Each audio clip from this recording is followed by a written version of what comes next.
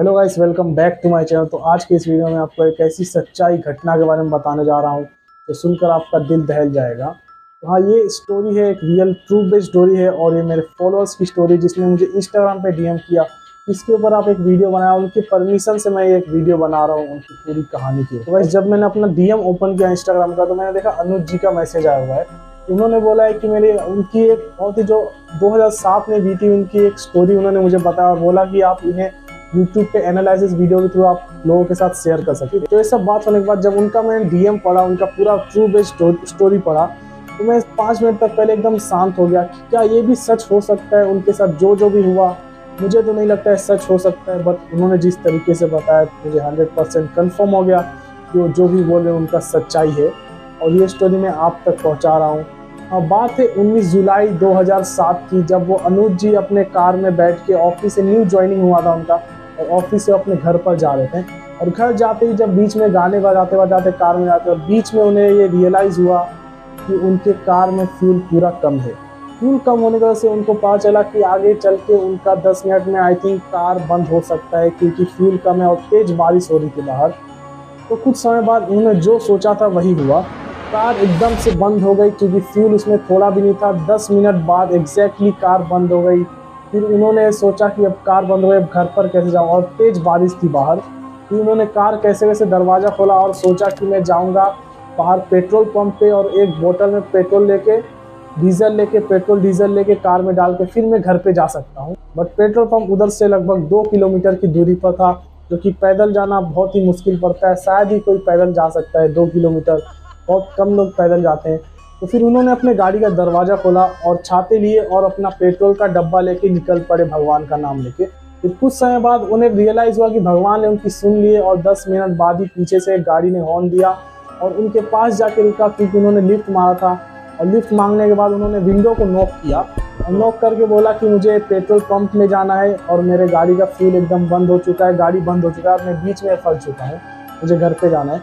तो उन्होंने window open किया और दरवाज़ा खोला और दरवाज़ा खोलने के बाद उस आदमी का शक्ल देखकर ऐसा लगा कि उन्हें बहुत ही बड़ा सदमा लगा है। तो 2 मिनट के लिए एकदम शांत हुए, क्योंकि आदमी का शक्ल, वो आदमी लगभग कुछ 60 या 62 साल की उम्र के दिख रहे थे उनको। नीले सूट पहने थे और नीला टोपी था, वही सब पीले दांत थे टेढ़े मेढ़े और बुढ़े से थे। और उनकी आवाज़ इतनी क्रीपी थी कि वो देख के एकदम डर गया। हालांकि वो भूत प्रेतों विश्वास नहीं करता था, बट फिर भी उनकी आवाज़ सुन के उसके मन में एक ऐसा डर पैदा हुआ कि वो सोचा कि मैं इधर से जाऊं, इनसे लिफ्ट ना लूं। बट फिर उसके बाद उन्होंने उनको बुलाया बैठने के लिए कि मैं आपको पेट्रोल पंप तक छोड़ देता हूं। अनुज ने डरते डरते और हिम्मत करते करते गाड़ी में बैठा और गाड़ी में बैठते ही गाड़ी स्टार्ट किए और गाड़ी चले अपने पेट्रोल पंप की तरफ। बट अनुज ने सोचा कि इनसे कुछ बात की जाए, क्या है ये, कैसे हैं। तो बात करने के लिए उन्होंने बोला कि तुम्हारा नाम क्या है। मेरा नाम है अनुज। तो उन्होंने बोला कि कॉल मी फ्रेडी। एक क्रीपी सा स्माइल देकर उन्होंने बोला कि मेरा नाम फ्रेडी है, फ्रेडी डिसूजा। तो कुछ दूर जाते ही उसने उस बुढ़े आदमी से पूछा कि तुम इतने हंस क्यों रहे, इतने खुश क्यों हो। तो उस आदमी ने बोला कि मेरा एक दोस्त 4 साल बाद मुझसे मिलने वाला है। तो उसने अपने दोस्त का एक फ़ोटो दिखाया और उसने उसका फ़ोटो देखा। फिर उसके बाद उसके मन में तसल्ली हुआ, डर उसके मन से कम हुआ कि ये हंस इसलिए रहा था, ये खुश इसलिए है क्योंकि इसका दोस्त कल 4 साल बाद मिलने वाला है। तो हाँ, उसलिए उसका डर कम हुआ। फिर उसके बाद धीरे धीरे कुछ बात करते करते वो अपने पेट्रोल पंप पर पहुंच गया। फिर ऐसे कुछ बातें करते करते पेट्रोल पंप के सामने उसने गाड़ी रोका और गाड़ी से उतरा। फिर वापस से उसने थैंक यू बोला। थैंक यू बोलने के बाद उसने बहुत ही क्रीपी वॉइस में बोला कि अगर तुम मुझसे वापस मिलना चाहते हो, बात करना चाहते हो, तुम कभी भी मुझसे बात कर सकते हो।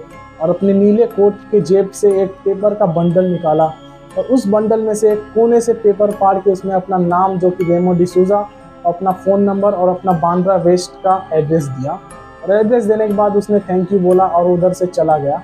बट फिर भी उसके अनुज के मन में ऐसा कुछ रहस्य डर था जो कि बहुत सता रहा था उस टाइम पे। तो धीरे धीरे करके उसने पेट्रोल पंप के एम्प्लॉय के पास गया और उसे पेट्रोल लेने के लिए बोला 5 लीटर। बट एम्प्लॉय ने पूछा, आप इतनी रात को 5 लीटर पेट्रोल कहाँ से आ रहे हैं। तो उसने बोला कि मैं तो इधर 2 किलोमीटर पहले ही मेरी गाड़ी बंद हो चुकी थी। वो तो शुक्र है भगवान का कि एक बंदे ने मुझे यहाँ तक लिफ्ट दिया। बट उसने पेट्रोल पंप के एम्प्लॉय ने कुछ ऐसी बात कही जिससे उस आदमी अनुज के पैर के नीचे की ज़मीन खिसक गई। उसने पेट्रोल पंप के एम्प्लॉय ने बोला कि आप तो किसी गाड़ी से उतरे ही नहीं थे, आप तो वहाँ से पैदल आ रहे हैं, आपके सामने मेरे पेट्रोल पंप के सामने कोई गाड़ी रुकी ही नहीं, आपको मैंने देखा आप छाते लेके पैदल आ रहे हैं। फिर उस टाइम पे उसे रियलाइज़ हुआ कि जो भी 10 मिनट पहले उसके साथ जो भी हुआ, जो भी उससे मिला फ्रेडी नाम का एक बुजुर्ग सा आदमी, क्या वो सच था? क्या वो सच में उससे मिला? क्या वो सच में उसकी कार में बैठा? लेकिन इस पेट्रोल पंप के बंदे के अनुसार वो बंदे के सामने कोई गाड़ी रुकी नहीं, वो गाड़ी से उतरा नहीं, वो पैदल चलते चलते आ रहा था। उस टाइम पे बहुत कंफ्यूज बंदा हुआ, बहुत ही वियर्ड फील हुआ और सोचा कि मैं थका हुआ हूँ इसीलिए मुझे ऐसा आ रहा है, क्योंकि पूरा दिन ऑफिस में काम करने के बाद वो आ रहा था। उसके बाद कैसे कैसे करके उसने पेट्रोल लिया और बहुत मुश्किल से अपनी गाड़ी तक पहुँचा। गाड़ी तक पहुँचने के बाद वो अपने घर पर निकल लिया। घर पर निकलने के बाद पूरी रात वो यही सोचता रहा कि क्या ये सच था, ये जो भी हुआ मेरे साथ, ये क्यों हुआ, कैसे हुआ। बट ये सब उसको भूत प्रेत का वैसे भी उसको विश्वास नहीं था, तो उसने ये सब भुला के सो गया। और सुबह मॉर्निंग में जैसे ही उठा वैसे ही उसने टीवी ऑन किया और न्यूज़ में एक ऐसी एरोप्लेन क्रैश की खबर आ रही थी जिसमें उसमें से 70 बंदे मारे गए थे, और उन 70 बंदे में से एक ऐसा 50 साल का बुजुर्ग मिला था जिसको देख के उसके होश ही उड़ गए थे। और वो बंदा एक कोई और नहीं था बल्कि जो फ्रेडी था, उसने जो कल रात को उसको लिफ्ट दी थी, उसी का वो दोस्त था जो कि 50 साल का उम्र का था और 4 साल बाद उससे मिलने वाला था। कल मतलब आज उससे मिलने वाला था। मैं सोचा कि मैं कॉल करता हूँ फ्रेडी को। उसने अपने जेब में से वो पेपर निकाला और फ्रेडी का नंबर कॉल किया, बट उस कॉल में कोई फ्रेडी नहीं उठाया बल्कि एक लेडीज ने उस कॉल को उठाया। तो फिर उसने बोला कि मेरी बात फ्रेडी से हो सकती है। तो उसने गुस्से में आकर बोला क्या हो गया, तुम कैसी बात कर रहे हो, और ऐसे करके उसने फ़ोन काट दिया। फिर कुछ टाइम बाद वो हैरान हो गया कि उसने मुझसे ऐसे क्यों बात किया। फिर अगेन उसने कॉल बैक किया और बोला कि आपको बात करने की तमीज़ नहीं है, आपके घर में जो भी मालिक है, जो बड़ा है, उसको कॉल दीजिए, फ्रेडी से मुझे बात करनी है। तो उस औरत ने जवाब दिया कि मैं फ्रेडी की वाइफ बोल रही हूँ और फ्रेडी की 4 साल पहले ही डेथ हो चुकी है, उनको दफनाया जा चुका है। ये बात सुन के माना कि उसकी जो चेयर थी वो धसे जा रही थी नीचे। ये बात सुन के उसे तुरंत शौक लगा और उसके बाद उस औरत ने कॉल काट दिया। फिर उसने सोचा कि अब उनके घर पे जाना चाहिए मुझे। तो उस टाइम पे बहुत ही कंफ्यूज था कि ये सब क्या हो रहा है उसकी लाइफ में उसके साथ। तो तुरंत उसके घर पे गया, बांद्रा वेस्ट के घर पे गया उसके। घर पे जाते उसने बेल बजाया, औरत ने दरवाज़ा खोला, जी बोली। तो उसने बोला मैं वही बंदा हूँ जो कुछ टाइम पहले आपको कॉल किया था, फ्रेडी के बारे में पूछा था मैं। तो उसने गुस्से में बोला तुम चाहते हो कि मैं यहाँ से पुलिस को बुलाऊँ? तो फिर उसने बोला कि मैंने कल रात को फ्रेडी से मिला है, आप यकीन कीजिए। उसने बोला वो 4 साल पहले डेथ हो चुका उनका, उसकी वाइफ बोलती है। तो वो दरवाज़ा बंद करने लगे ये बोल के, और उस अनुज ने ऐसा बात बोला कि कल रात को मुझसे मिले थे और नीले कपड़े में थे, नीले सूट और नीले टोपी में थे।